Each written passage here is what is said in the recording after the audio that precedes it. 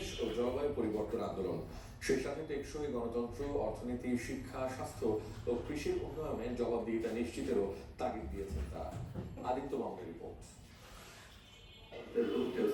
Dhaka reporters ইউনিটিতে পরিবেশ ও জলবায়ু পরিবর্তন আন্দোলন এবং দুস্তর স্বাস্থ্য কেন্দ্রের যৌথ সংবাদ সম্মেলন। কারণটা হল এতে নগর গ্রামের বৈষম্য দূর করা ছাড়াও পরিবেশ ও জলবায়ু সুরক্ষায় নির্বাচনী ইস্তেহারে বাস্তবসম্মত প্রতিশ্রুতি চায় সংগঠন দুটি। সংবাদ সম্মেলনে বলা হয়, নাগরিকের মৌলিক অধিকার বাস্তবায়নে সরকার ও রাজনৈতিক দলগুলো উদাসীন। বর্তমান সরকার যারা আছেন, অস্থায়ী সরকার, যদিও তারা অনেক জায়গায় সংস্কারের হাত দিচ্ছেন, কিন্তু 3টা জায়গায় হাত দেন নেই।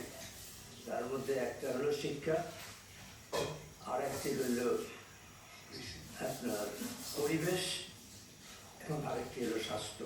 জাতীয় নির্বাচনী পরিবেশ সুরক্ষায় রাজনৈতিক দলগুলোর অঙ্গীকার চান তারা। কৃষি, মৎস্য, পানি সম্পদ, মানব সম্পদ, কর্মসংস্থান, পর্যায় নিষ্কাশন নিয়ে এগুলো নিয়ে কি পরিকল্পনা তারা গ্রহণ করবে এবং সেটা কিভাবে তারা বাস্তবায়ন করবে।